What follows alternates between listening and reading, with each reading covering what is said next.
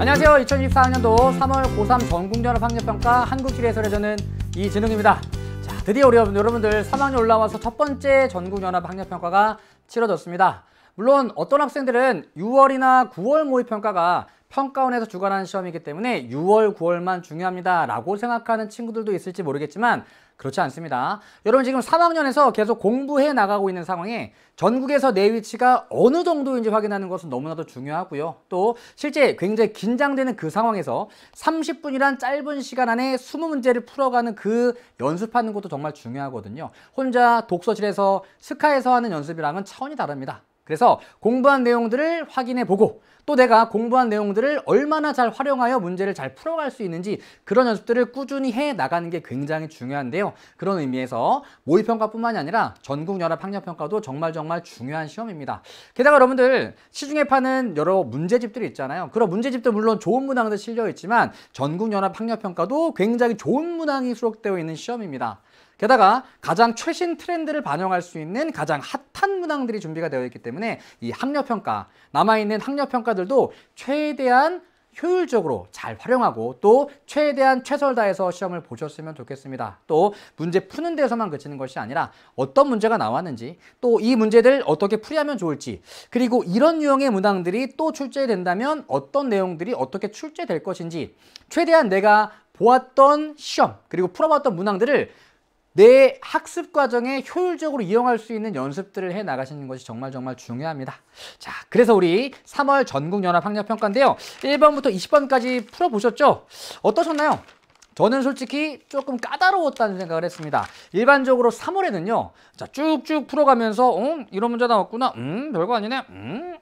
이렇게 풀어가는 게 일반적인데 올해는 3월 모의고사가 생각보다 쉽지 않았다. 조금 까다로운 선지도 있었고요. 또 지도 관련된 문항에서 그동안 많이 출제되지 않았던 생소한 지역들이 나왔던 문제들도 있었습니다. 물론 그런 생소한 지역들이 문제를 풀어가는데 아주 중요한 키포인트가 되진 않았습니다. 그렇지만 일단 지도에서 여기 어디지? 라는 순간 시간도 잡아먹고 그 지역의 위치와 특성을 생각하는데 어려움을 겪으면서 문제 자체가 좀 어렵게 느껴질 수가 있기 때문에 이런 새로운 지역들은 이번 3월 학력평가를 조금 어렵게 느끼는데 일조하지 않았나 생각을 해봅니다. 자, 그리고 몇 년 전부터 이어진 고난도 문항을 배제하는 이런 전반적인 흐름에 따라서 이번 학력평가도 아주 고난도 문항은 출제되지 않았습니다. 그런데 고난도 문항이 출제되지 않으면서 전반적으로 까다로운 자료나 까다로운 선지들이 꽤나 많이 등장을 하고 있거든요. 그런 기조가 이번 3월 학력평가에도 이어지지 않았나 하는 생각을 해봅니다. 자, 그럼 풀어봅시다. 1번부터 20번까지 어떤 문제가 나왔는지 하나씩 살펴보도록 하겠습니다. 볼게요. 1번 문제입니다. 1번. 다음 글에 가나섬에 대한 설명으로 옳은 것을 고르라고 합니다. 자, 먼저 갑니다. 동도와 서도 및 89개 부속 도서로 이루어진 이곳 어디인가요? 동도와 서도 89개의 부속 도서. 바로 독도죠. 독도. 돌섬이란 뜻의 독섬에서 유래하였다. 독도, 섬 도자니까 독도가 되는 거죠. 대한민국 영토임을 알리는 글자가 바위에 새겨져 있으며 날씨가 맑은 날에는 가장 가까운 유인도인 울릉도에서 아주 중요한 포인트가 나왔네요. 울릉도가 가장 가까운 유인도라고 합니다. 아하, 가는 독도이구나. 독도. 그리고 독도는 대략 동경 132도 부근에 위치해서 우리나라의 최동단 지점에 위치하는 섬입니다. 최동단. 다음. 대한민국 최서남단 표지석이 있는 요거 잘 나오지 않았던 섬입니다. 최서남단이에요. 최동단은 독도, 최남단은 나라도, 최서단은 저쪽에 비단섬인데 최서남단은 어디지? 볼게요. 이곳은 가히 사람이 살만한 곳이란 이름에서 유래하였다고 합니다. 가히 사람이 살만한, 거주할 만한 곳이다. 가히 거주할 만한 섬. 그래서 이름이 가거도예요. 목포 여객선 터미널에서 출발하는 대로 수시간 내에 도달할 수 있으며 해양수산부는 우리 바다의 영역적 가치를 알리기 위하여 이곳을 2023년 올해의 섬으로 선정하였다고 합니다. 자, 가히 사람이 살만한 곳이란 표현에서 가거도라는 거 알 수 있었지만 가거도임을 몰라도 최서남단이라는 것만 알아도 풀 수 있었던 문제이긴 합니다. 그런데 조금 까다로운 선지가 있었습니다. 일단 볼게요. 자, 1번. 독도는 영해 설정에 직선기선 적용한다. 아닙니다. 제주도 울릉도 그리고 제주도에 포함되어 있는 마라도 그리고 독도는 직선기선이 아니라 통상기선을 적용합니다. 다음 어려웠던 것은 2번 선지인데요. 나 가거도 주변 12LE 수역은 모두 내수에 해당한다. 내수. 내수는 기선 안쪽에 있는 수역을 얘기하는데 얘가 기선 안쪽에 있나? 그러면 만약 이런 거죠. 자, 육지가 있습니다. 그리고 섬이 있습니다. 섬. 여기도 섬이 있을 수 있겠죠. 그러면 일반적으로 가장 바깥쪽에 있는 최외곽 도서를 연결한 선을 직선기선으로 설정을 합니다. 직선기선. 그리고 직선기선 설정의 기준이 되는 요 섬들을 영해 기점이라고 합니다. 영해 기점. 자, 그럼 만약 가거도 주변 12LE 수역이 모두 내수에 해당하려면 가거도는 아마도 한 요쯤에 있었어야 될 거예요. 그래야지 주변의 12LE가 다 내수가 될 수도 있었겠죠. 그런데 쟤는 최서남단이래요. 그리고 가거도는 영해 기점의 하나입니다. 그럼 만약 얘가 가거도라고 한다면 요 주변의 12LE는 요렇게 되는 거죠. 요렇게. 그 얘기는 기선으로부터 12LE까지는 우리나라의 영해가 될 것이고 여기는 내수가 됩니다. 그래서 주변의 모든 12LE 이내 수역이 내수인 것은 아니다. 얘가 영해 기점이니까 이쪽은 내수지만 이쪽은 영해에 해당합니다. 그래서 틀렸어요. 요 선지가 조금 어려웠죠. 다음 독도는 가거도보다 최한월 평균 기온이 높대요. 겨울철에 따뜻하다. 아니죠. 더 저위도에 위치하는 가거도가 따뜻할 겁니다. 다음 가거도는 독도보다 일출 시각이 늦다. 자, 일출 시각이 늦다는 것은 더 서쪽에 위치한다는 얘기죠. 왜냐하면 동쪽에 위치할수록 일출, 일몰, 남중 시각이 이르니까. 그런데 독도는 최동단, 가장 동쪽에 있는 섬입니다. 당연히 독도보다 일출이 빠른 곳은 우리나라엔 없어. 그러니까 가거도도 독도보다 일출이 늦겠죠. 더 서쪽에 위치하고 있으니까 정답은 4번이에요. 5번 가나모두 최종빙기에 육지와 연결되어 있었다. 수심이 얕았던 황남해안은 대부분 육지로 변해 있었지만 동해는 수심이 깊었기 때문에 울릉도와 독도는 여전히 섬으로 남아 있었다. 육지와 연결되지 않았다. 정답은 4번입니다. 다음 2번 보겠습니다. 보죠. 다음 자료는 지도의 하천에 표시된 두 지점에 있는 다리에 관한 것이다. 가지점에 대한 나지점의 상대적 특성, 나지점의 특성을 그림의 A부터 E에서 고르라고 합니다. 자, 그럼 하천에 표시된 두 지점이 여기랑 여기래요. 낙동강입니다. 낙동강. 하천이 요렇게 흘러서 요렇게를 지나 요렇게 바다로 흘러나가게 됩니다. 그럼 여기는 상류 구간이 되는 거고요. 여기는 하류 구간이 되는 거죠. 그럼 상류, 하류를 비교해 보았을 때 여러 가지 차이점들이 있는데 자, 가와나 일단 읽어볼게요. 모모대교는 길이 약 1596m, 길이가 되게 기네. 그 얘기는 하천의 폭이 되게 넓다는 얘기죠. 그러니까 하천의 폭이 넓으면 이 양쪽을 연결하는 다리의 길이가 길어질 것이고 하천의 폭이 좁으면 양쪽을 연결하는 다리의 길이가 짧아질 거 아니에요. 근데 얘는 길이가 1596m. 반면 모모교는 길이가 387m밖에 되지 않습니다. 그럼 가와 나중에 하폭이 더 넓은 곳은 가란 얘기죠. 하폭이 넓으니까 다리의 길이가 길어진 거니까. 그럼 상류와 하류 중에 하폭이 더 넓은 곳은 하류입니다. 왜냐면 물이 계속 모여들면서 하폭이 넓어지고 유량이 많아지기 때문에 하류는 상류보다 유량은 많고 하폭은 넓어. 결국 가는 하류 지점, 나는 상류 지점이 됩니다. 자, 그렇다면 하류에 대한 상류의 특징을 찾는 겁니다. 상류. 퇴적물의 평균 입자 크기, 상류가 큽니다. B와 E 지워주고요. 하상의 해발고도, 강바닥의 해발고도는 상류가 높죠. 고. 그럼 이쪽으로 와야 돼. 그러면 B와 C를 지워주면 되겠네요. 남아있는 건 A밖에 없습니다. 확인해보죠. 하천의 평균 유량은 상류가 적습니다. 그러니까 맞지. 정답은 1번입니다. 그래서 하류로 올수록 하폭은 넓어진다. 하폭이 넓어지니까 다리의 길이는 길어진다. 이거 가지고 상류, 하류를 구분하는 문제였습니다. 좀 신선한 문항이었죠.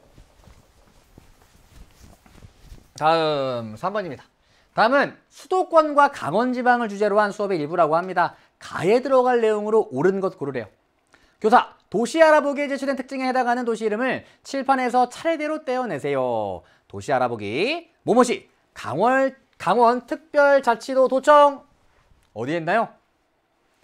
안창수 전무가 청춘이라 춘천에 있습니다. 그래서 춘천, 이거 모른다고 하더라도 막국수, 닭갈비에서 찾지 않았을까요? 제가 항상 얘기하잖아요. 먹는 것만 잘 먹어도 질이 잘할 수 있다. 닭갈비 먹으면서 춘천 닭갈비, 오 춘천 닭갈비 먹으면서 맞아, 춘천은 강원도 도청 소재지이지, 이렇게 하면서 질이 잘하게 되는 겁니다. 다음 뭐뭐시 석탄산업 합리화 정책으로 석탄 생산량이 감소하였다. 용현동굴 그리고 석탄박물관이 있는데 우리나라의 석탄박물관은 세 군데 있다. 태백, 보령, 문경입니다. 그 중에 용현동굴이 있는 곳은 태백이에요. 그리고 여기 보령 없잖아요. 문경 없잖아. 태백밖에 없습니다. 태백. 다음 경기도 도청 소재지이자 도청 소재지 또 나왔네. 그래서 최근에는 학생들이 도청 소재지를 다 알고 있다는 전제하에 문제 출제합니다. 다 암기하시는 게 좋습니다. 이건 사실 암기하지 않고 이해하기는 좀 어려운 내용이잖아요. 왜 하필 수원의 경기도청이 인구가 제일 많은 곳에 경기도청이 있나? 꼭 그런 것만 또 아니잖아요. 그러니까 어쩔 수 없이 암기를 할 필요가 좀 있습니다. 안창수 전무가 청춘이라 내가 포기했지. 그때 수원입니다. 정조가 주민의 거주공간 마련 등을 이유로 축성한 세계 문화유산이 있다. 정조가 만든 거 화성. 그래서 수원을 지어줍니다. 그럼 남아있는 게 아닙니다. 산안이라는 도시가 있나? 산안? 아닙니다. 안산이에요. 안산. 그러면 가에는 안산에 대한 특징이 들어가야 됩니다. 1번 슬로시티로 지정된 마을이 있습니다. 슬로시티로 지정된 마을을 다 암기해야 되는 것은 아니지만 확실한 건 안산에는 없습니다. 수도권 1기 신도시가 조성되어 있습니다. 수도권 1기 신도시는 부안군에 가서 와! 채성강 멋있다! 고성을 들렀다. 부천 중동신도시, 안양 평촌신도시, 군포의 산본신도시, 고양의 일산신도시, 성남의 분당신도시, 부안군에서 야! 채석강 멋있다! 고성을 질렀다. 안산은 없네요. 안양이니까. 틀렸습니다. 우리나라 최초의 조력발전소, 그리고 현재 유일하게 가동되고 있는 안산 시화호 조력발전소. 정답은 3번. 동계올림픽이 개최되었던 경기장이 있습니다. 평창, 강릉에도 동계올림픽 개최되었던 경기장이 있습니다. 다음 기업도시와 혁신도시가 모두 조성되고 있는 곳은 딱 한 군데밖에 없지. 강원특별자치도의 원주입니다. 정답은 3번. 다음 이런 문제는요. 5번은 원주라는 거 알고 있잖아요. 원은 있지만 주는 없잖아요. 그렇죠? 평창도 없네.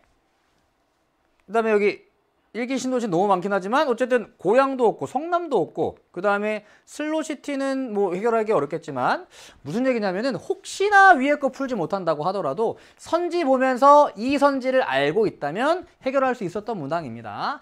그래서 혹시나 위에가 어렵다면은 거꾸로 문제를 풀어도 괜찮아요. 다음 4번입니다. 다음 글에 가나에 대한 설명으로 옳은 것만을 보기에서 고르라고 하네요. 가와나는 겨울 아니면 여름 중에 하나라고 합니다. 전통적으로 우리나라는 1년을 24절기로 구분하고 이를 농사의 기준으로 삼았다. 예를 들어 망종은 곡식에 종자를 뿌리기에 적당한 시기라는 뜻으로 모내기에 알맞은 때이다.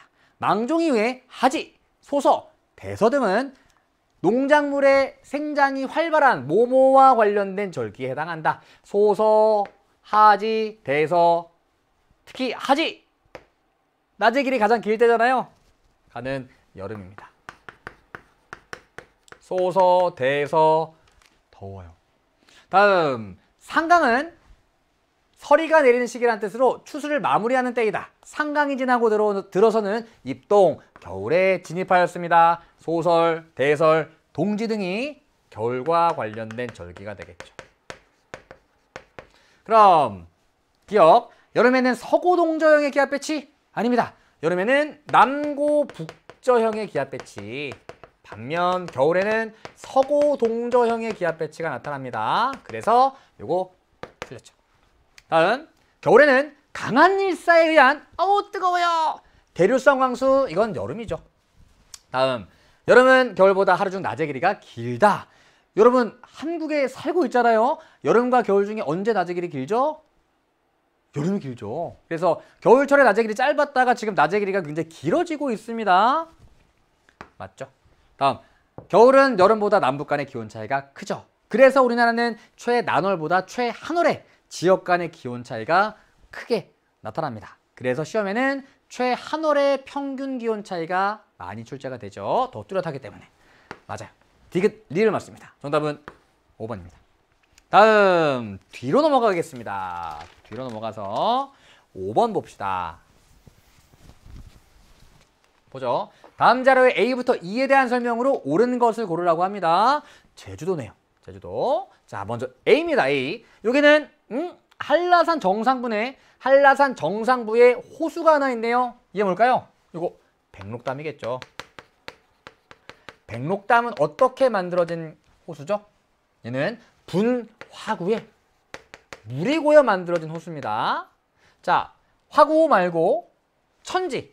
천지는 뭐죠? 천지는 분화구가 함몰된 이후에 거기에 물이 고여 만들어진 칼데라호예요.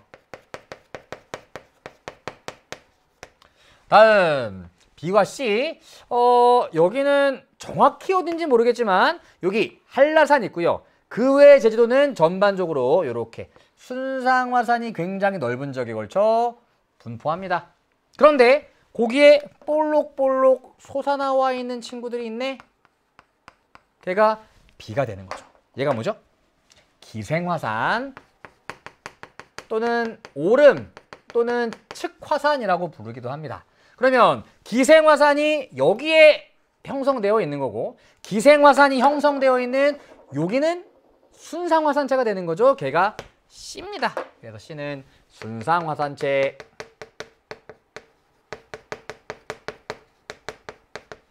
다음 D, E. 이게 뭐지? 제주도의 동쪽이네. 해는 동쪽에서 뜨니까 동쪽으로 가면 일출을 볼 수가 있네. 그 일출을 볼 수 있는 봉우리, 이거 성산 일출봉이거든요. 성산 일출봉. 엄청나게 커다란 봉우리입니다. 분화구. 그런데 얘는 원래 섬이었어요. 그런데 D가 발달하면서 제주도 본섬과 연결되었습니다. 육지와 연결된 섬, 이걸 뭐라고 하죠? 육계도라고 하지. 육계도. 그럼 성산 일출봉과 제주도 본섬을 연결한 D는 이게 육계사주가 됩니다. 육계사주에 의해 육지와 연결된 섬이 바로 육계도가 되는 거니까요. 자, 그런데 성산 일출봉의 바깥쪽은 경사가 굉장히 급한 절벽으로 이루어져 있습니다. 이거 어떻게 만들어진 걸까요? 예, 파랑이 이렇게 여기를 침식하면서 급경사의 절벽이 만들어졌거든요. 그러니까 아마도 이는요, 성산 일출봉 중에 절벽, 파랑의 침식에 의해 만들어진 해시계를 얘기하는 걸 겁니다. 자, 볼게요. 1번 A는 화구의 함몰로 형성된 칼데라이다. 아닙니다. 우리가 배우는 칼데라는 울릉도의 나리분지밖에 없고요. 그리고 칼데라호는 백두산의 천지, 그리고 화구호는 백록담밖에 없어요. 그런데 얘는 백록담, 칼데라가 아니라 화구호입니다. 다음 B에는 다시 기생화산은 오름 등으로 불린다. 맞아요. 오름, 측화산, 악 등으로 불립니다. 정답은 2번이네요. 다음 3번 C에는 붉은색의 석회암 풍화토가 넓게 분포한다. 자, 석회암 풍화토는 당연히 석회암이 풍화되어 만들어진 토양이니 석회암 분포 지역에 넓게 발달할 겁니다. 하지만 여기는 화산암으로 이루어진 화산섬이기 때문에 석회암 풍화토가 나타나지 않겠죠. 다음 D. 육계사주는 조류의 퇴적작용으로 형성된다. 얘는 사주입니다. 주로 모래가 쌓여 만들어지거든요. 이 모래는 주로 파랑과 연안류에 의해서 만들어지게 됩니다. 다음 E. 해시계는 시간이 지남에 따라 바다 쪽으로 성장한다. 그러려면 계속해서 퇴적이 이루어져야 되는데 얘는 침식에 의해 만들어진 지형입니다. 그러니까 당연히 깎여 나가면서 뒤쪽으로 후퇴하겠죠. 틀렸습니다. 옳은 것은 2번. 다음 6번 보겠습니다. 자, 6번은 여러 기상현상 관련된 문항인데요. 최근에 이런 문항들이 꽤나 많이 나오고 있습니다. 일단 읽어볼게요. 표는 세 도시의 시기별 A부터 C 기상현상 발생 일수 나타낸 것이다. 이에 대한 설명으로 옳은 것 고르래요. 자, 얘는 열대야, 한파, 황사 중에 하나라고 하는데요. 자, 문제는 어떻게 나오느냐, 최근에. 열대야, 그 다음에 한파, 그리고 황사. 일단 첫 번째 얘기하는 건 얘네 대체 언제 자주 발생하니? 열대야는요, 여름에 자주 발생하겠죠. 한파는 겨울에 자주 발생하겠죠. 다음, 황사는 봄에 발생일 수가 많습니다. 발생하는 시기가 먼저 달라. 다음, 열대야, 한파, 황사는 어디에서 많이 발생하니? 자, 열대야는 여름철에 밤에도 기온이 떨어지지 않는 현상이에요. 제가 몇 번 얘기했지만 밤에 기온이 막 올라가는 게 아닙니다. 낮 동안 올라갔던 기온이 밤에도 잘 떨어지지 않는 현상을 얘기합니다. 그 얘기는 상대적으로 일교차가 작은 지역들, 그리고 공기가 습해서 밤에도 기온이 잘 떨어지지 않는 지역들, 그리고 당연히 밤에 기온이 높은 지역들은 상대적으로 기온이 높은 지역이기 때문에 저위도 지역이에요. 정리해보면 당연히 고위도보다 저위도에서 자주 발생합니다. 그리고 해안, 그리고 섬, 이런 곳에서 열대야 발생일 수가 많거든요. 특히나 저위도 섬, 대표적인 저위도 섬인 제주도는 열대야 발생일 수가 되게 많습니다. 여기에다가 플러스 밤에도 인공열이 막 계속 발생하고 사람들의 활동이 이루어지면서 기온이 계속 높게 유지되는 지역들이 있습니다. 인간이 굉장히 많이 모여 살고 있는 대도시들, 대도시 열대야 발생일 수가 많습니다. 반면 한파, 얘가 저위도에서 상대적으로 발생일 수가 많다면 한파는 상대적으로 고위도에서 발생일 수가 많겠죠. 고위도. 그리고 비슷한 위도에서 내륙은 해안보다 겨울철에 기온이 낮습니다. 기온이 더 빨리 떨어지기 때문에 한파는 쉽게 얘기하면 되게 추워지는 현상을 얘기하기 때문에 상대적으로 기온이 낮은 내륙이 해안보다 한파 발생일 수가 많을 거예요. 그래서 고위도 내륙 지역, 그리고 또 하나 어떤 지역에서 한파가 자주 발생할까요? 기온이 낮아서 나타나는 기상현상입니다. 기온이 낮은 지역은 고위도 지역도 있지만 또 산도 있네. 그래서 해발 고도가 높은 고산 지역도 상대적으로 한파 발생일 수가 많은 편이죠. 다음, 황사. 황사는 봄철에 주로 발생하게 되는데요. 자, 이렇게 그려보면 우리나라가 여기 있고요. 중국과 몽골의 내륙 건조 지역에서 편서풍을 타고 우리나라로 불어옵니다. 그러면 발원지가 서쪽이에요. 발원지와 가까운 서쪽 지역이 동쪽 지역보다 발생일 수가 많습니다. 그래서 대체적으로 서쪽 지역. 그리고 이 황사 발원지가 생각보다 위도가 높은 편이거든요. 그러니까 당연히 발원지와 가까운 고위도 쪽이 저위도 쪽보다 상대적으로 황사 발생일 수가 많을 수밖에 없어요. 그래서 고위도에 위치하는 서쪽 지역, 대표적인 곳이 수도권, 그리고 서해안에 꽤나 고위도에 위치하는 섬인 백령도, 이런 지역들이 황사 발생일 수가 많은 지역들이에요. 그래서 일반적으로 자료는 이렇게 여러 가지 기상현상을 주고 어디에서 많이 발생하니? 자, 얘는 이렇게 발생하는데 뭐는 뭐고 뭐는 뭐니? 이렇게 물어보는 게 가장 일반적인 유형의 문항입니다. 그런데 6번 문항은 그렇게 어렵게 출제된 문항은 아닙니다. 왜냐하면 부산, 대전, 인천이 나와 있지만 사실 시기가 너무나도 뚜렷하게 구분이 되기 때문에 A, B, C를 구분하는 게 되게 쉬웠거든요. 자, 볼게요. 비는 주로 3월에서 5월에 많이 발생하네요. 물론 9월, 11월, 12월, 2월에도 발생하긴 하지만 3월에서 5월에 많이 발생합니다. 3월에서 5월은 봄철이죠. 그러니까 봄에 자주 발생하는 황사가 비가 되는 거죠. 다음, C는 6월에서 8월, 기온이 굉장히 높은 여름철에 발생일 수가 많습니다. 여름철에 많이 발생하는 것은 열대야겠죠. 그래서 얘가 C가 됩니다. 남아있는 A는 한파. A는 요때 12월에서 2월 겨울철에 발생일 수가 많으니까 겨울에 발생하는 한파가 A가 되는 거죠. 자료 자체는 굉장히 쉬웠던 자료예요. 볼게요. 한파는 주로 북태평양 기단에 의해 발생한다. 북태평양 기단은 여름철에 우리나라에 영향을 미치는 고온 다습한 기단입니다. 하지만 한파는 겨울철에 발생하기 때문에 얘는 시베리아 기단과 관련이 깊겠죠. 요게 북태평양 기단과 관련이 있습니다. 폭염이 열대야랑 폭염, 북태평양 기단. 그래서 틀렸습니다. 다음, 황사는 수도관 계량기 동파, 얼어서 터져버리는 겁니다. 황사가 아니라 한파 관련된 내용이겠죠. 다음, 한파는 열대야보다 난방용 에너지 소비량의 급증을 유발한다. 너무 추우니까 난방하는 거죠. 보일러 떼는 겁니다. 당연히 난방용 에너지 소비량을 늘리게 되겠죠. 열대야 발생했을 때 난방을 하게 되면 큰일 나는 거죠. 냉방을 해야 되는 겁니다. 그래서 정답은 3번.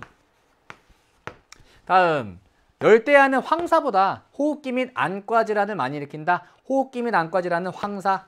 다음, 인천은 대전보다 한파 일수가 많대요. 그대로 보면 되는 겁니다. 한파는 A고 인천보다 대전이 한파 발생 일수가 많네요. 그래서 틀렸습니다.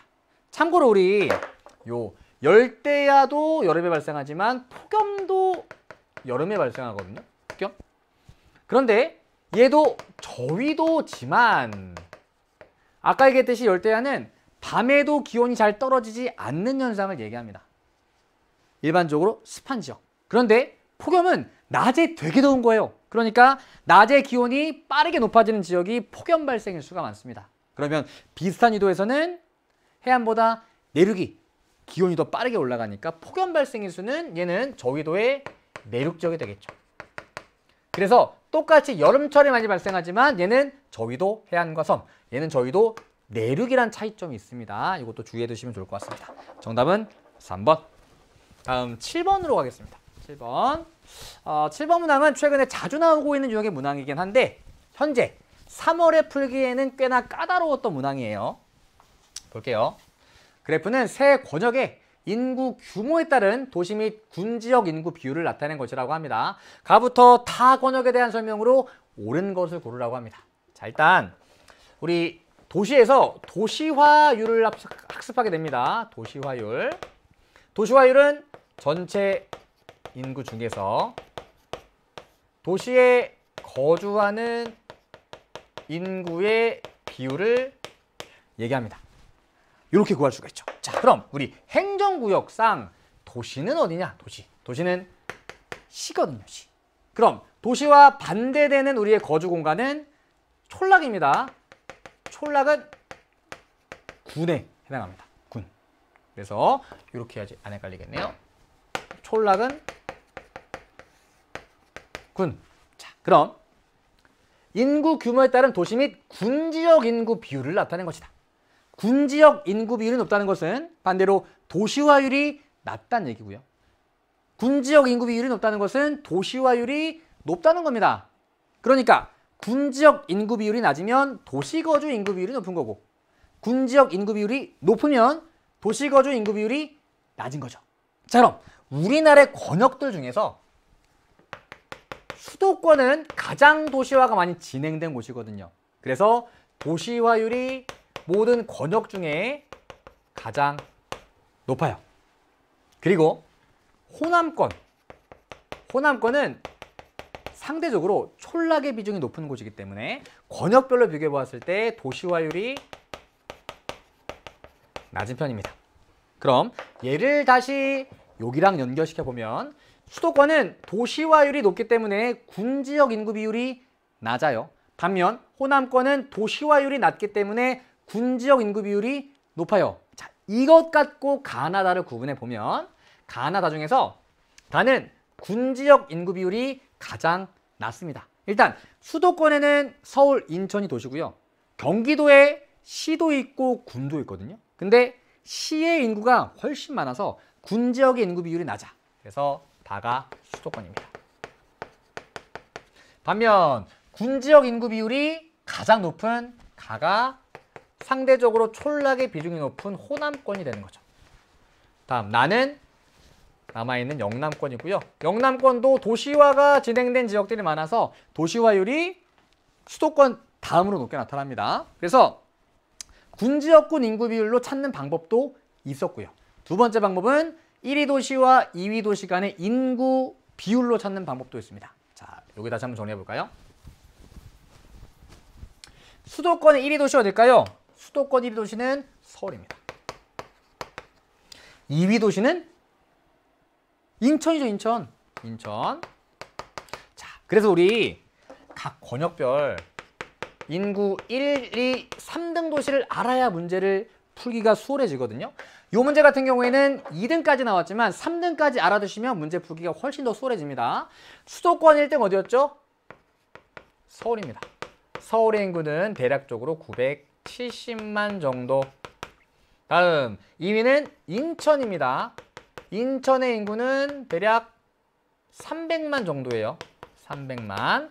다음 3등은 수도권은 서울, 인천, 경기로 이루어져 있으니까 당연히 3위는 경기 인구 1위 도시가 되겠죠? 수원입니다.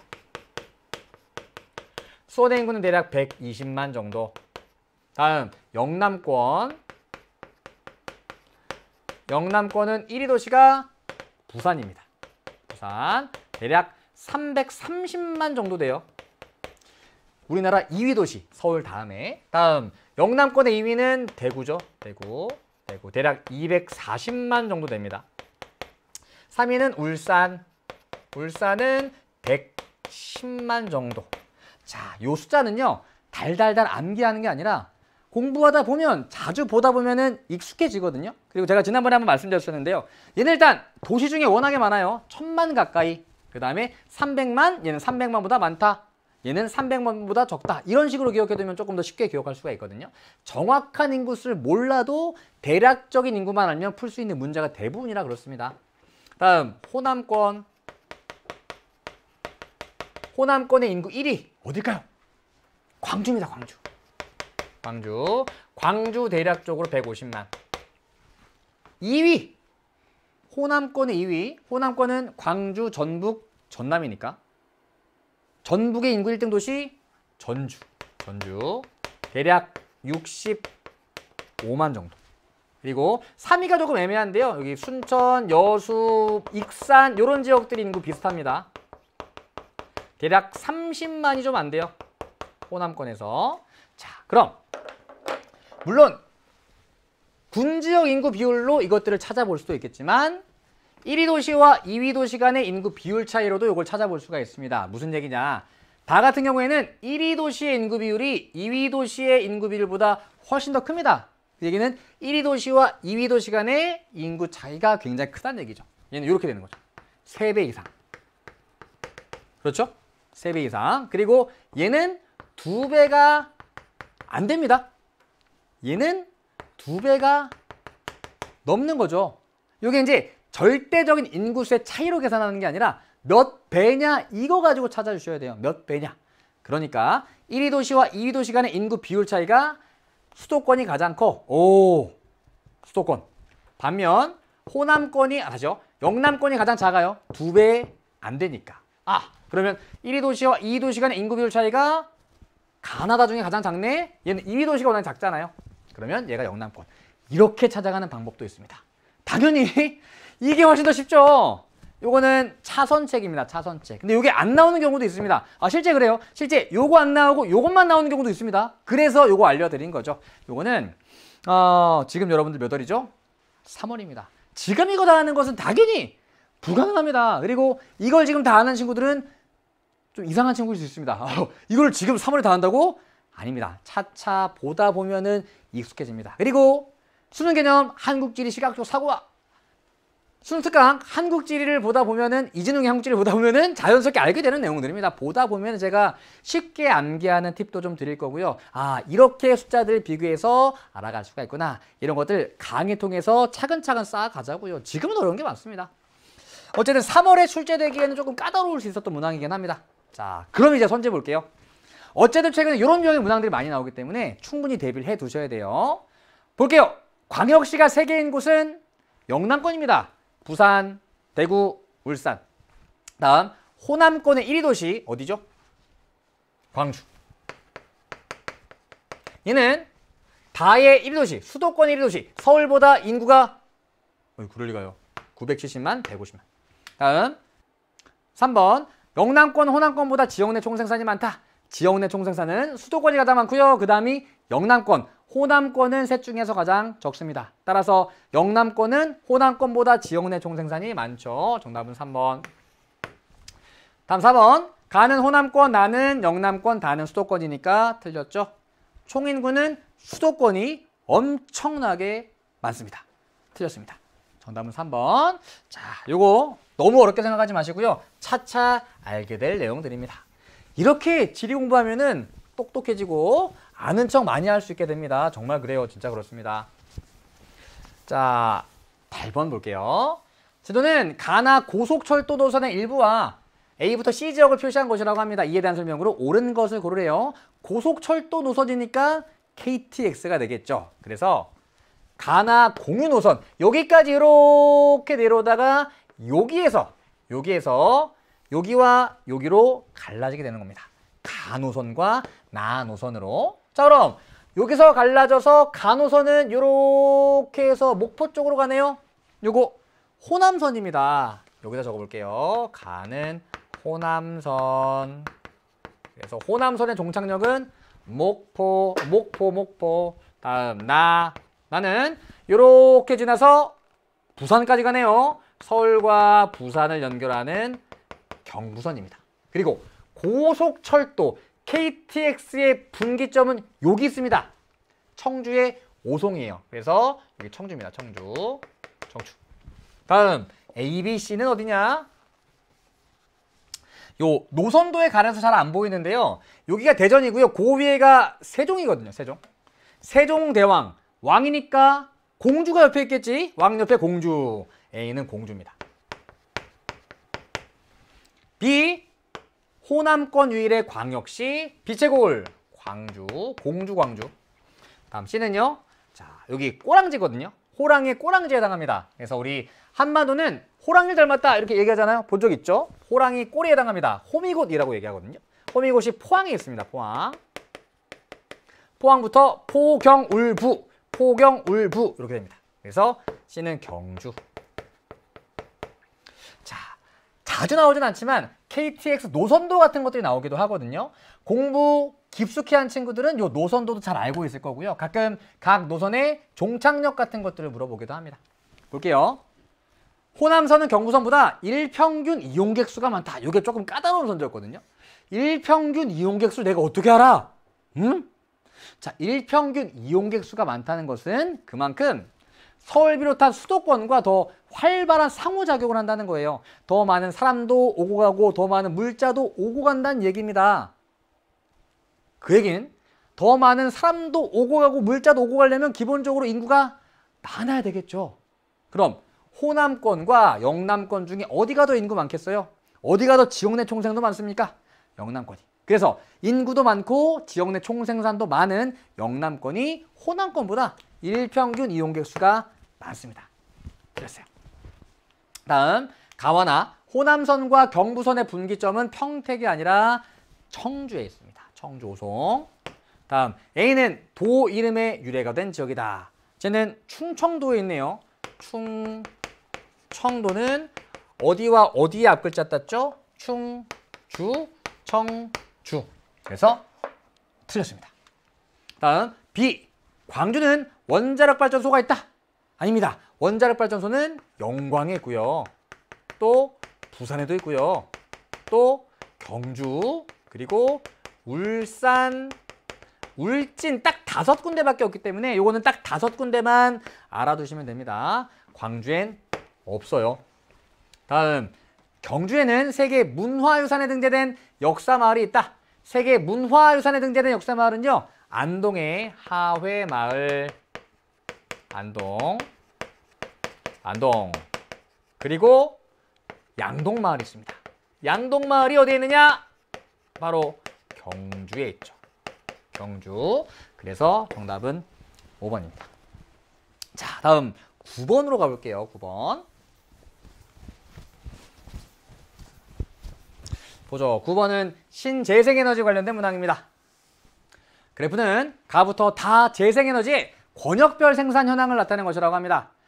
이에 대한 설명으로 옳은 것만은 보기에서 고르래요. 가나다는 각각 수력, 태양광, 풍력 중에 하나라고 합니다. 자, 그럼 태양광 생산 많은 도가 어디였죠?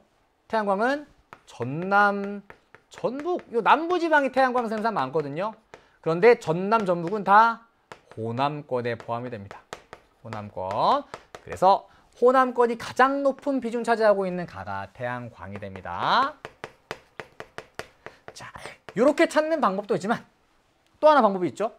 태양광 수력 풍력 중에서 가장 생산량이 많은 건 태양광이에요. 그래서 나, 다보다 생산량이 훨씬 더 많은 가가 태양광이구나. 이렇게 찾는 방법도 있습니다. 문제는 나와 다인데요. 자, 수력 그리고 풍력 어느 지역에 수력과 풍력이 발달했느냐. 자, 풍력 같은 경우에 일단 경북, 울진 이런 곳에, 그 다음에 고산 지역 많은 강원 그리고 제주 이런 지역들이 풍력 발전량 많은 지역들이잖아요.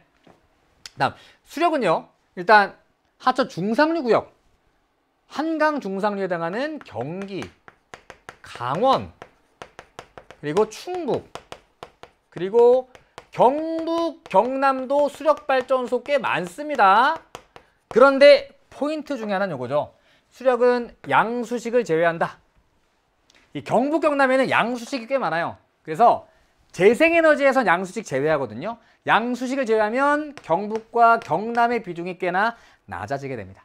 자, 정리해보면 얘는 수도권, 강원권, 충청권, 영남권, 강원권, 제주. 그럼 나와 다 중에 수도권이 있는 건 얘밖에 없네. 그렇죠? 그리고 충청권은 얘. 그리고 호남권은 여기 없네요. 어쨌든 충청권이 여기 들어가 있죠. 그러니까 얘가 수력. 그리고 얘가 풍력이 됩니다. 풍력. 좋아요. 기억. 수력은 겨울보다 여름의 발전량이 많죠. 왜? 우리나라는 여름철의 강수가 집중되기 때문에. 기억 맞아요. 다음, 태양광은 수력보다 상용화된 시기가 늦죠. 얘가 가장 먼저 쓰였습니다. 다음, 풍력은 태양광보다 발전 시 소음이 많이 발생하죠. 왕! 그런 겁니다. 우리 선풍기 켰을 때 미풍보다 강풍이 훨씬 시끄러운데 얘는 더 커요. 블레이드가 엄청 깁니다. 그래서 소음이 많이 발생합니다. 다음, 충청권의 재생에너지 생산량은 태양광이 수력보다 많대요. 자, 충청권은 태양광에서 요 정도의 비율, 수력에서 요 정도의 비율 차지하고 있습니다. 사실 태양광에서 차지하는 비율보다 수력에서 차지하는 비율이 훨씬 높아요. 그러나 묻고 있는 건 절대적인 생산량이에요. 생산량. 생산 비율은 수력이 높아. 그러나 절대적인 생산량은 전체 중에서 차지하는 비율로 구할 수가 있습니다. 그런데 전체 생산량이 태양광이 수력보다 6, 8배 정도 많은 거죠. 8배. 그러면 수력의 생산량이 태양광보다, 아까 충청권의 수력 생산량이 태양광보다 많으려면 충청권이 차지하는 비중이 8배 이상, 9배, 10배 돼야 되는 겁니다. 왜냐하면 전체 생산량이 8분의 1 정도밖에 안 되기 때문에. 그런데 비율은 높지만 총 생산량이 얘가 워낙에 많기 때문에 충청권의 재생에너지는 태양광이 수력보다 많은 거예요. 그래서 기억 디귿이 맞습니다. 정답은 2번이에요. 다음 10번으로 가보겠습니다. 단안점을 향해 가고 있습니다. 보죠. 그래프는 지도에 표시된 세 구의 상주 인구와 주간 인구 변화 나타낸 것이라고 합니다. 가부터 다 지역에 대한 설명으로 옳은 것만을 보기 위해서 고르라고 합니다. 자, 상주 인구 나와 있고요. 주간 인구 나와 있습니다. 오른쪽엔 세 구가 나와 있는데요. 얘는 강남구. 그 다음에 얘는 서울의 중간에 있다. 중구. 다음 얘는 북쪽에 강봉원입니다. 강봉원. 이쪽에 실제 맘카페 중에 강봉원이라는 맘카페가 있거든요. 제가 노원에서 썼습니다. 그때 정말 많은 정보 얻었던 강봉원 도봉구입니다. 그럼 얘네들은 어떠한 특징 갖고 있느냐? 도봉구는 대표적인 외곽 지역이죠. 중구는 도심입니다. 강남구는 부도심이죠. 그래서 얘는 주거 기능 발달한 곳입니다. 집들이 많아요. 회사 많이 없습니다. 얘는 업무 기능 발달한 곳이에요. 얘는 부도심이라 업무 기능 발달했는데 집도 많아. 주거 기능도 발달한 곳입니다. 자, 그럼 세로축은 주간 인구, 가로축은 상주 인구거든요. 얘를 이렇게 연결해 보면 요 선은 상주 인구와 주간 인구 같은 지점을 연결한 것이거든요. 요건 주간 인구 지수가 100인 지점입니다. 여기보다 아래에 있으면 주간 인구 지수가 100이 안 돼요. 하나밖에 없죠. 나. 얘는 주거 기능 발달한 도봉구입니다. 주거 기능 발달했으니까 사람들 많이 살고 있는데 업무 기능이 미약해. 그래서 다른 지역으로 사람들이 빠져나가면서 주간 인구 지수가 100이 안 되는 거죠. 다음, 가와 다는 주간 인구 지수가 100이 다 넘습니다. 그런데 주간 인구는 물론 다가 많긴 하지만 2020년에 상주 인구도 다가 가보다 훨씬 많아요. 자, 둘 다 업무 기능 발달했습니다. 근데 중구는 주거 기능이 발달하지 못했습니다. 상대적으로 상주 인구가 적어. 얘는 주거 기능도 발달해서 상주 인구도 많습니다. 그러니까 강남구가 다가 되고 중구가 가가 되는 거죠. 그래서 주간 인구는 강남구가 많습니다. 그러나 상주 인구 대비 주간 인구는 가가 다보다 높아요. 그래서 가는 주간 인구 지수가 가장 높은 곳입니다. 볼게요. 가는 나보다 상업지의 평균 지가가 높죠. 나는 가보다 출근 시간대 순 유출 인구가 많대요. 사람들은 외곽 지역에 거주하면서 도심, 부도심으로 출근하니까 출근 시간대 다른 지역으로 빠져나갑니다.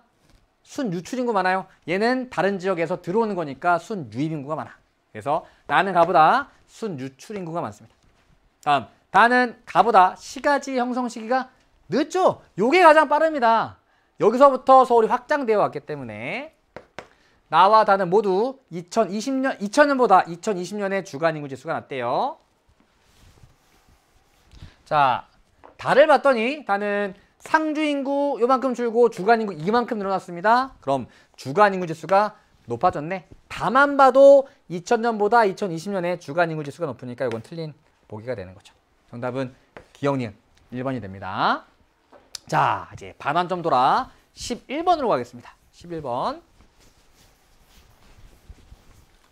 자, 그래프는 지도에 표시된 세 지역의 인구 특성을 나타내는 것이라고 합니다.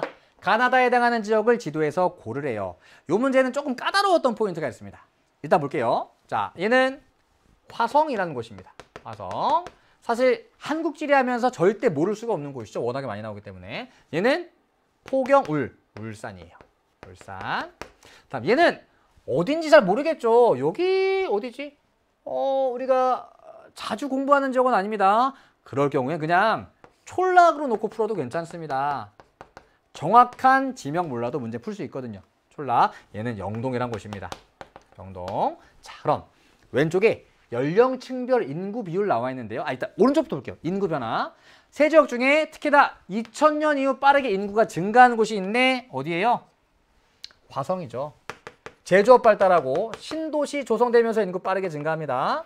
물론 울산이 대도시이긴 하지만 얘는 과거에 인구가 많이 증가했고요. 90년 이전에. 최근에는 인구가 천천히 증가. 2020년까지. 반면 영동은 촌락이기 때문에 인구 꾸준히 감소. 그래서 울산이 B, 영동이 C가 됩니다. 자, 왼쪽에 연령층별 인구 비율 나와 있는데요. 가장 쉽게 찾을 수 있는 곳은 다입니다. 왜? 노년층 인구 비율 가장 높아. 촌락인 영동입니다. 문제는 가와 난데요. 왜 문제냐? 우리는 이렇게 공부했었습니다. 울산은 경기, 서울, 인천 등과 더불어서 청장년층 인구 비율이 굉장히 높은 지역이야. 그럼 청장년층 인구 비율이 이거 높나? 이거 높나? 비슷한데? 그러면 화성과 울산을 비교해 보았을 때 노년층의 인구 비율은 누가 높을까?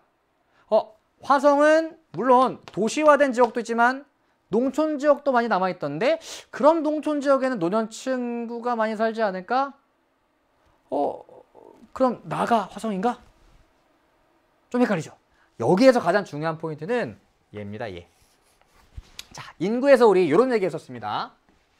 서울에서 많은 청장년 인구가 주변 지역으로 빠져나가면서 서울 주변 위성도시는 유소년층 인구 비율이 높게 나타난다. 왜?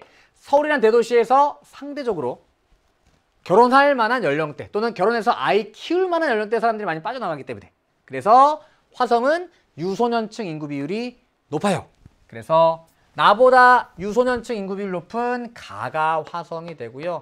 남아있는 나가 울산이 됩니다. 물론 화성은 촌락 특징 갖는 지역도 있습니다. 그러나 울산은 또 역사가 오래되었기 때문에 상대적으로 예전에 정착했던 분들이 화성보다 노년층에 진입한 경우가 많아서 노년층의 인구 비율이 높게 나타나는 겁니다. 그리고 경기도 청장년층 인구 비율 높잖아요. 울산도 높습니다. 다음, 그럼 정답은 가는 A, 나는 B, 다는 C. 정답 1번 되겠네요. 1번. 다음 12번 보겠습니다. 12번도 좀 까다로웠는데요. 12번. 일단 자주 나오는 지역은 아니었어. 거기다가 힌트가 좀 많이 없었습니다. 볼게요. 다음은 학생이 작성한 지역 조사 보고서의 일부이다. 기억부터 미음에 대한 설명으로 옳은 것을 고르라고 합니다. 자, 기억 지역의 과거와 현재. 문헌 분석을 통한 과거의 지역이에. 기억은 영동지방에 속한다. 일단 어딘지 알아야 풀 수 있을 것 같아요. 계속 볼게요. 기억은 노령 아래 도회지로서 북쪽에는 금성산이 있고 남쪽으로는 영산강에 닿아 있대요. 영산강 어디 있죠? 영산강? 목포 쪽으로 빠져나가잖아요. 그러면 전라남도인가 보다.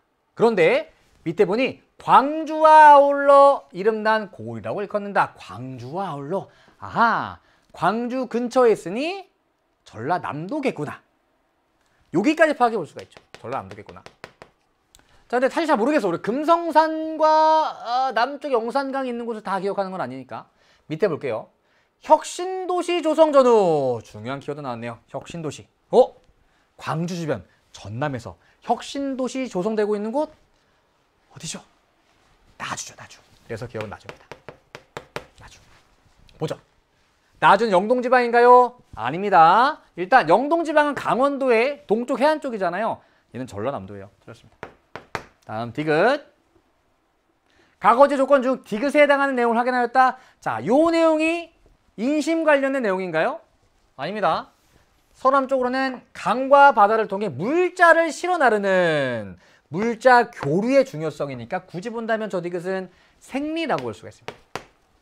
다음, 혁신도시 조성 후에 경지율이 감소함이 들어갈 수 있다. 네, 도시화가 진행되니까 전체 면적에서 농경지가 차지하는 비율, 경지율이 감소했겠죠. 맞아요. 다음, 문헌 분석과 위성사진 분석은 주로 야외 조사 단계에서 이용된다. 문헌 분석, 책 보는 겁니다. 굳이 밖에 나가서 책을 볼 필요는 없겠죠. 실내에서 보는 겁니다. 들렸죠? 다음, 위성사진은 문헌 분석보다 지리정보 수집에 도입된 시기가 늦죠. 얘는 책이니까요. 엄청나게 이른 시기에 먼저 이용됩니다. 정답은 3번입니다. 다음 13번 볼게요. 보죠. 다음 글에서 설명하는 지역을 지도에서 고르라고 합니다. 일단 지도부터 볼게요. 지도부터. 자, A는 어디냐? 어디지? 태안에서 서당 다니던 아이가 그러네. 서산, 당진, 아산, 고기 밑에 내포신도시. 예산과 홍성과 예산. A는 예산입니다. 다음 B는 입 벌리고 있는 보령. C는 어디죠? C? 공주 밑에네. 잘 모르겠습니다. 넘어갈게요. 자주 나오는 지역은 아니라서. D는 김제입니다. 다음 E는 구운 김을 전주비빔밥에 싸서 무진장 먹었다. 임순남이 순창입니다. 순창. 그러면 C는 자주 나오는 지역은 아니니까 잘 모르겠지만 나머지는 좀 알만한 지역들이네요. 읽어볼게요. 조선시대 이 지역의 중심지였던 강경은 금강을 활용한 첫 번째 키워드.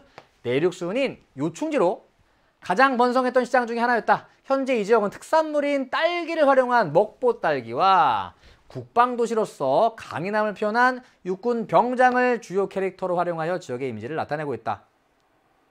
어디야? 자, 반대로 생각해보죠.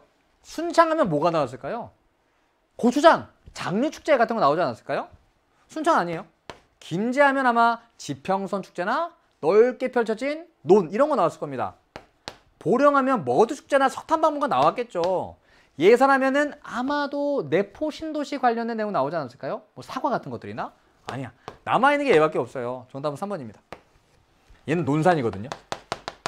그러니까 논산이 자주 나오는 지역은 아닙니다. 그러니까 얘는 어디지? 그러다가 문제 놓치지 말고요. 일단 풀어보는 겁니다. 정확한 일은 몰라도 나머지 지역들 알고 있으니까 문제 풀어갈 수 있다는 거죠. 제가 논산에서 군생활 했거든요. 여기 육군훈련소가 있습니다. 육군훈련소. 이렇게 삼각형에다가 검 그려진 거. 육군훈련소. 육군 정예강병 육성요람. 아직도 까먹지도 않아. 정예강병 육성요람. 육군훈련소가 여기 있어서 아마 그래서 육군훈련소 말고 다른 부대도 있긴 있죠. 그래서 아마 요 강인함을 표현하지 않았을까. 논산 딸기가 굉장히 유명합니다. 어쨌든 정답은 3번. 그리고 C는 논산입니다. 논산. 옛 추억이 아른아른. 이게 지나고 보니까 또 좋은 추억이고요. 지나고 보니까 재밌었어요. 물론 그때 힘들었지만 재밌습니다. 네, 물론 그렇죠. 요새는 또 아닙니다. 조심해야지. 좋습니다. 자, 다음 14번입니다. 보죠. 다음 글에 기억부터 리을에 대한 설명으로 옳은 것만을 보기 위해서 고르라고 합니다. 쭉 읽어볼게요. 행정구역 개편은 국토공간의 효율적인 활용을 위하여 새로운 행정구역의 설치. 이 사례로 세종특별자치시의 출범이 있다. 자치시 없었어요. 그렇죠. 세종특별자치시 완전히 만들어진 겁니다. 새로운 행정구역을 설치했죠. 특별자치시. 맞아요. 예를 들어 경북 달성군과 경북 군위군은 대구광역시의 행정구역에 통합되었다. 볼게요. 독도는 행정구역상 경북에 포함되나요? 독도 강원도 아닌가요? 경북입니다. 맞아요. 그리고 최근에 군위군이 대구광역시에 포함됐는데요. 그 전에 달성군도 대구광역시에 포함되었습니다. 자, 다음 대구광역시는 최근 군위군과 통합된 이후에 노년층 인구 비율이 증가하였다. 예, 군위군은 우리나라에서 다양한 시군 중에서도 노년층 인구 비율이 굉장히 높았던 곳이었거든요. 그렇게 노년층 인구 비율이 높았던 군위군이 대구광역시에 포함되니까 당연히 대구의 노년층 인구 비율이 높아졌을 겁니다. 이것도 맞아요. 다음, 자, 최근 군위군이 통합된 사례는 지방자치단체 간 합의에 의하여 군위군과 대구광역시가 합의해서 통합된 거거든요. 얘는 성장 거점 개발 방식의 주요 특징이다. 아닙니다. 성장 거점 개발 방식은 정부가 주로 주도하죠. 중앙정부. 그러면 기억, 니은, 디귿이 맞아요. 정답은 4번입니다. 다음 15번 보겠습니다. 15번. 보죠. 지도에 A부터 E 지역에 대한 옳은 내용에만 있는 대로 동그라미 표시한 학생을 고르라고 합니다. 자, 지도부터 볼까요? 자, 여기는요. 여기 신의주 쪽이네요. 신의주 쪽. B는요. 여기보다 조금 남쪽에는 청진이 있고요. 여기는 나선 쪽입니다. 나선 쪽. 다음 C는 여기 대동강 하구 부근 남포 쪽이라고 볼 수 있겠네요. 남포. E는 이쪽에 개성. D는 이쪽에 금강산이 있습니다. 금강산. 자, 요거 신경 쓰지 말고요. 요런 문제는 요거의 옳고 그름만 판단해 주시면 됩니다. 첫 번째, A에는 경의선 철도의 종착역이 있다. 서울과 의주 연결합니다. 경의선. 서울과 원산 연결하는 건 경원선. 저기는 경의선 철도의 종착역이죠. 다음 C에 남포의 서해 관문이 있다. 남포의 가장 중요한 키워드. 남포하면 빠지지 않는 키워드가 서해 관문입니다. 이것도 맞아요. 다음 E에는 북한 최초의 경제특구가 있다. 자, 나선 경제특구의 두 가지 키워드. 나선은 최초. 유엔의 지원을 받은. 최초는 얘입니다. 틀렸어요. 다음 B와 D는 모두 관동지방에 속한다. 자, 여기는 관북, 여기는 관서, 여기는 관동입니다. B는 관동이 아니라 관북이죠. 틀렸습니다. 그러면 요거 두 개만 맞는 거예요. 오른쪽에서 요거 두 개만 동그라미 친 학생 고르면 되는 겁니다. 그래서 무가 맞아요. 자, 첫 번째 맞았으니까 요거 동그라미 하나 얘 지우고요. 이런 식으로 풀지 마세요. 그냥 요거 옳고 그름 판단한 다음에 찾아주면 되는 겁니다. 정답은 무 5번입니다. 다음 마지막 페이지입니다. 16번입니다. 그래프는 지도에 표시된 세 지역의 다른 시도로의 통근 통학 비율과 농가수를 나타낸 것이라고 합니다. 가부터 다에 대한 설명으로 옳은 것을 고르래요. 자, 일단 여기부터 볼까요? 자, 부산이죠, 부산. 부산 주변에 부산의 위성도시 역할을 하고 있는 얘는 김해입니다. 김해. 김해. 다음 얘는 시옷 모양 생겼네. 시옷. 얘는 경상남도 도청 소재지 창원입니다. 창원. 잘 모르겠죠? 괜찮아요? 자, 아까도 얘기했었지? 그냥 촌락으로 놓고 풀면 됩니다. 충분히 풀립니다. 얘는 거창이라는 곳입니다. 보죠. 가나다의 다른 시도로의 통근 통학 비율, 그리고 겸업농가와 전업농가가 나와 있습니다. 주의할 것. 겸업농가와 전업농가 합친 게 전체 농가수가 되거든요. 농가수. 그러면 뭐지? 농가수 가장 많은 게 촌락인 거창이네? 아니에요. 인구가 많으면 농가수가 많을 수도 있습니다. 자, 그럼 어떻게 찾느냐? 일단 다른 시도로의 통근 통학 비율이 가장 높은 데가 어디예요? 눈에 띄게 가가 가장 높죠. 거창, 창원, 김해 중에 다른 시도로의 통근 통학 비율 높은데 당연히 부산 옆에 붙어 있는 김해입니다. 그래서 가가 김해예요, 김해. 다음 나와 다가 남아 있는데 아까 얘기했듯이 거창은 촌락이니까 농가수 가장 많은 데가 거창 아닌가요? 아닙니다. 자, 김해와 창원은 대도시고요. 대도시 근교에 위치하고 있기 때문에 겸업농가 비중은 높습니다. 반면 거창은 전형적인 전통 농촌이에요. 그래서 전업농가 비중이 높습니다. 요거 파란색입니다. 자, 그럼 나와 다 중에 다가 상대적으로 전체 농가에서 전업농이 차지하는 비중이 높죠. 그래서 다가 거창, 나가 창원이에요. 자, 창원은 물론 경남 도청이 있는 인구 100만 넘어가는 대도시입니다. 하지만 아직까지 촌락의 모습을 간직하는 지역들도 있고요. 농경지도 남아있어요. 근데 인구 자체가 워낙에 많잖아요. 100만이니까. 그래서 농가 수 자체도 많은 겁니다. 주의하시기 바랍니다. 볼게요. 가는 다보다 지역 내 아파트 비율이 높겠죠. 얘는 도시, 얘는 촌락이니까. 다음 다는 가보다 부산으로 연결되는 버스 운행 횟수가 적겠죠. 일단 맞는 건 1번이고요. 당연히 부산으로 연결되는 버스 운행 횟수는 부산 바로 옆에 있으면서 부산으로 통근 통학하는 인구 비율이 높게 나타나는 김해가 거창보다 훨씬 더 많은 겁니다. 다음 거창은 창원보다 제조업 출하기 많다. 아닙니다. 창원은 인구가 많은 대도시이면서 기계공업이 발달한 도시예요. 그래서 제조업 출하액은 창원이 더 많습니다. 다음 김해와 창원은 시, 거창만 군입니다. 가나다 중 지역 내 1차 산업 취업자 비율이 가장 높은 곳, 상대적으로 촌락의 특색이 뚜렷한 지역을 얘기하는 거죠. 어디예요? 거창입니다. 그래서 다가 돼야 됩니다. 틀렸습니다. 정답은 1번. 다음 17번 보겠습니다.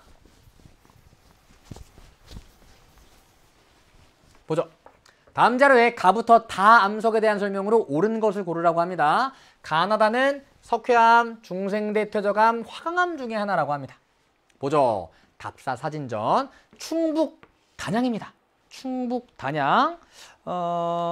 우리 잠시만요. 여기 볼까요? 잠깐. 우리 요거 19번 문제 지도거든요. 여기 이렇게 강원 남부와 충북 북동부 일대 요 일대가 조선로 충분히 널리 분포하는 지역이에요. 그리고 조선로 충분히 널리 분포하니까 여기에는 석회암이 많이 매장되어 있습니다. 그리고 단양은 여기 있죠. 여기. 그래서 단양에 석회암이 많네. 도담상봉은 석회암이 용식작용받아 만들어진 거구나. 그러면 기반암은 석회암입니다. 다음 나는 경남 고성입니다. 와, 공룡 발자국이다. 공룡 발자국 발견하고 고성을 질렀다. 여기가 중생대 퇴적층이 분포하여 거기에 공룡 발자국이 찍혀 있는 곳입니다. 나는 중생대 퇴적암이 됩니다. 중생대 퇴적암. 다음 다 기암괴석의 위용 강원 속초. 뭐야, 산인데 그대로 바위가 노출되어 있네요. 돌이 노출되어 있는 돌산입니다. 돌산의 기반함은 화강암. 자, 항상 암석이 나오면 형성 시기가 굉장히 중요하죠. 얘는 나와 있네. 중생대 만들어진 거. 석회암은 고생대. 화강암은요? 중생대. 이렇게 되죠. 봅시다. 석회암은 주로 호수에서 퇴적된 육성층에 분포한다? 아니죠. 고생대 호수에서 퇴적된 육성층에 주로 분포하는 것은 석탄. 얘는 주로 얕은 바다에서 퇴적된 해성층에 분포합니다. 그 해성층의 대표적인 곳이 바로 조선 누축문이고요. 다음, 마그마가 관이파 형성된 것은 얘입니다. 당연히 얘는 퇴적에 의해 만들어졌겠죠. 다음, 시멘트 공업의 원료로 이용되는 것은 석회암입니다. 석회암. 그래서 틀렸죠. 다음, 가는 나보다 형성 시기가 이르네요. 고생대 다음에 중생대가 오는 거니까 이른 것은 재입니다. 정답은 4번. 다음, 가다는 모두 퇴적암에 해당한다.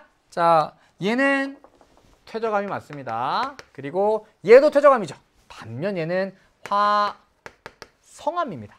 화성암에 화강암과 같은 관이암도 있고 현무암 같은 화산암도 있습니다. 큰 분류는 화성암이죠. 정답은 4번입니다. 다음 18번 보겠습니다. 농업 관련된 문항인데요. 아주 쉬운 문항은 아니었죠. 그런데 나중에 공부하다 보면은 충분히 쉽게 풀이할 수 있는 문항입니다. 볼게요. 그래프는 세 작물의 특성을 나타낸 것이라고 합니다. 그리고 가나다는 각각 과실, 쌀, 채소 중에 하나이고요. 자, 이 문제를 조금 어렵게 내려면 가나다 ABC 냈었어야 되거든요. 근데 가나다 나왔다? 아, 문제를 쉽게 내려고 했구나. 왜냐면 왼쪽에서 못 찾더라도 오른쪽에서 찾으면 되고 오른쪽에서 못 찾더라도 왼쪽에서 찾으면 되는 거거든요. 자, 볼게요. 자, 먼저 1인당 소비량의 변화. 주의할 것. 나중에 공부하다 보면은 여러 번 듣게 될 말이지만 1인당 소비량이 가가 가장 많네.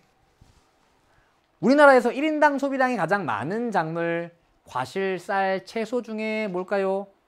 과실? 쉽게 얘기하면 과일이거든요. 과일을 그렇게 한 사람이 많이 먹나? 과실은 아닐 것 같아요. 채소와 쌀 중에 1인당 소비량 더 많은 것은 왠지 우리는 주식이 쌀이니까 쌀이겠네? 아닙니다. 제가 늘 예시 드는 건데요. 우리 식판이 있습니다.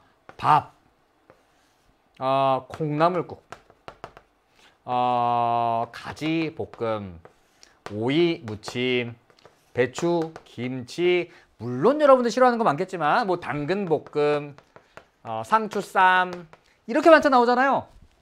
쌀은 요거 하나야. 요런데 채소들이 다 들어가죠. 그래서 1인당 소비량이 가장 많은 거는 쌀이 아니에요. 채소입니다. 채소. 그래서 가는 채소입니다.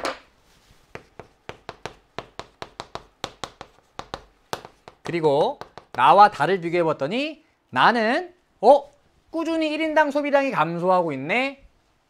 사람들의 식생활이 변화하면서 옛날에는 주로 밥을 먹었지만 이제는 빵도 먹고 라면도 먹고 햄버거, 피자, 수많은 밀가루 음식을 먹습니다. 그래서 식생활의 변화 때문에 상대적으로 쌀의 1인당 소비량이 감소하고 있어요. 그래서 나가 쌀입니다. 남아있는 단은 과실입니다. 그리고 쌀은 넓은 평야지대에서 생산량이 많기 때문에 얘는 호남권 그리고 충청권의 생산량이 많습니다. 반면 과실하면 대표적인 데가 두 군데, 경북 그러니까 영남권 그리고 제주권 생산량 많겠죠. 그래서 일단 호남권과 충청권 생산 비중 높은 나가 쌀이구나 찾을 수 있고요. 다음 영남권과 제주권 생산 비중 높은 다가 과실이구나 이렇게 찾을 수 있습니다. 채소 같은 경우에는 역시나 호남권이 1등, 영남권이 2등이긴 한데 쌀이나 과실보다는 뚜렷한 특징이 나타나지는 않습니다. 그래서 요거 두 개 찾고 남아있는 거 채소 연결해 주는 게 가장 좋은 방법입니다. 볼게요. 기억. 채소는 논보다 밭에서 재배되죠. 논은 주로 벼를 재배하는 농경지 얘기합니다. 기억 맞네요. 쌀, 과실 맞네. 과실의 1인당 소비량은 1990년이 2020년보다 적네요. 틀렸습니다. 쌀의 권역별 생산량이 생산량 비율이 가장 높은 곳은 호남권입니다. 정답은 1번 기억니은. 그래서 1인당 소비량은 채소가 가장 많다. 쌀보다 채소 1인당 소비량 많다. 꼭 기억해 두시고요. 쌀의 1인당 소비량은 식생활 변화 때문에 감소하고 있다. 다음 19번입니다. 최근에 많이 나오는 유형의 문항입니다. 그래프는 지도에 표시된 세 지역의 외국인 주민 수를 유형별로 나타낸 것이다. 가부터 다 지역에 대한 설명으로 옳은 것을 고르래요. 자, 볼게요. 대전입니다. 전남, 그리고 경남입니다. 자, 그럼 대전은 어떤 곳이죠? 대전은 대도시입니다. 대도시. 전남은 상대적으로 1차 산업이 발달한 촌락의 비중이 높은 도예요. 그래서 노년층의 인구 비율 굉장히 높은 곳이기도 하고요. 상대적으로 촌락의 특성이 뚜렷하다. 경남은 요일때 이제 남동 임해공업지가 펼쳐져 있기 때문에 상대적으로 제조업이 발달한 곳이다. 이런 특징을 가진 곳으로 분류해 볼 수가 있겠죠. 자, 그럼 절대적인 숫자를 비교할 수도 있겠지만 가장 중요한 것은 전체에서 각각의 외국인 주민 유형이 차지하는 비율이 굉장히 중요합니다. 먼저 다를 봤더니 가 나보다 유학생이 차지하는 비율이 높아요. 유학생은 초등학교에 유학 왔을까요? 중학교에? 고등학교에? 아닙니다. 일반적으로 대학이나 대학원에 유학을 왔을 텐데 이런 대학이나 대학원은 주로 촌락이 아니라 대도시에 있죠. 대도시. 그래서 상대적으로 유학생의 비율이 높게 나타나는 다는 대전입니다. 위에다 적어볼게요. 대전. 다음 가와 나를 비교해봤더니 가는 상대적으로 전체에서 외국인 근로자가 차지하는 비중이 높은 편이고요. 그리고 일단 전체 외국인 숫자도 많고 외국인 근로자의 수도 많습니다. 외국인 근로자가 많다. 제조업이 발달해서 공장에서 일하는 외국인 근로자들이 많이 살고 있는 곳이구나. 그리고 외국인 숫자가 많은 것을 보아 전반적인 인구 규모도 조금 더 큰 곳이구나. 이렇게 판단해 볼 수가 있죠. 그래서 제조업 발달한 경남이 가가 됩니다. 외국인 근로자가 가장 많은 곳이구나. 그리고 나가 전남이 되겠죠. 전남. 그래서 경남 같은 경우에 이쪽에 제조업 발달했고요. 요 내륙 쪽에는 상대적으로 촌락이 나타나기 때문에 결혼 이민자도 세 지역 중에 가장 많습니다. 볼게요. 전남은 대전보다 노령화 지수가 높대요. 자, 노령화 지수는 유분의 노 곱하기 100을 구할 수가 있죠. 그리고 촌락에서 높게 나타납니다. 전남은 상대적으로 촌락의 특색이 뚜렷한 지역이라 대전보다 노령화 지수가 높아요. 다음, 대전은 경남보다 지역 내 농가 인구 비율이 높다. 농가 인구 비율은 당연히 촌락의 특색이 뚜렷한 도에서 대도시와 비교했을 때 도에서 높게 나타나겠죠. 대전은 대도시이기 때문에 경남보다 지역 내 농가 인구 비율이 낮습니다. 다음, 경남과 전남은 행정구역이 맞닿아 있네요. 다음, 전남은 경남보다 결혼 이민자가 많다. 자, 그대로 그래프를 보시면 되는 겁니다. 전남은 결혼 이민자가 요만큼, 경남은 요만큼, 경남이 전남보다 결혼 이민자 많네요. 들었습니다. 그래서 기억 딕은 맞아요. 정답은 2번입니다. 다음 마지막 문제 20번입니다. 보죠. 그래프에 대한 설명으로 옳은 것을 고르라고 합니다. 단, 가부터 다는 각각 섬유, 자동차, 그리고 전자조립 중에 하나입니다. 전자조립, 그리고 섬유, 자동차입니다. 자, 우리 전자조립 어떻게 암기했었죠? 전자조립 발달한 곳 경충. 부가가치가 높아서 경충 뛴다. 아이고 좋구나. 경충 이렇게 되는 거죠. 다음, 섬유는 일단 경기 1등. 그 다음에 경북과 대구에서도 출하액이 많은 편이다. 특히 대구는 전체 제조업 출하액에서 섬유가 차지하는 비중이 다른 지역보다 꽤나 높은 편이다. 자동차는 경울충이었죠. 경울충. 경기, 울산, 충남. 그래서 전자조립, 섬유, 자동차 모두 경기가 1등입니다. 경기.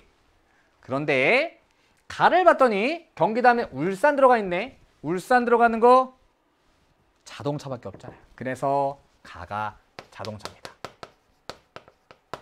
그러면 경울충이니까 A는 뭘까요? 경울충, A는 충남 되겠죠. 다음, 나는 경기 B 대구네. 대구 여기 있네. 섬입니다. 섬. 그러면 B는 어딜까요? 경기 경북대구. 경북. 그리고 전자조립은 경충. 그래서 경충 충남, 경북 이렇게 되는 거죠. 전자조립입니다. 보죠.